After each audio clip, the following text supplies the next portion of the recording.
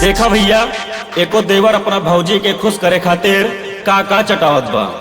आई सुनी जा अपने अंदाज में। चाटा करा भौजी चाटा करा, लाली पॉप धई चाटा करा।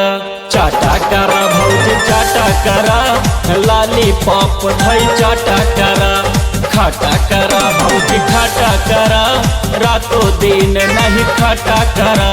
चाटा करा भौजी चाटा करा, लाली पॉप धई चाटा करा।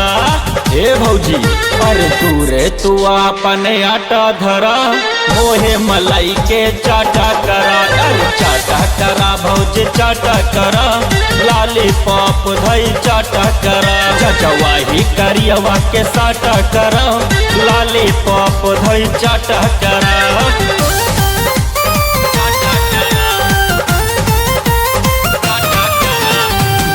बजाई नचबूका भैया के हमरे डसबूका।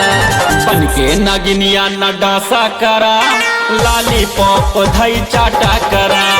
चाटा करा भौजी चाटा करा, लाली पॉप धई चाटा करा। कैके तू छालो बचा करा, लाली पॉप धई चाटा करा।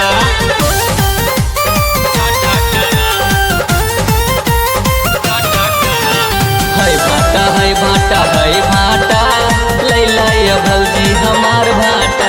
अरे दूरे करियवा के भाटा धरा, लाली पॉप धई चाटा करा।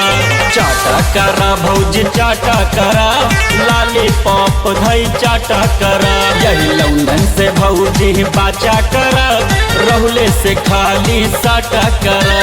या चाट ले भौजी।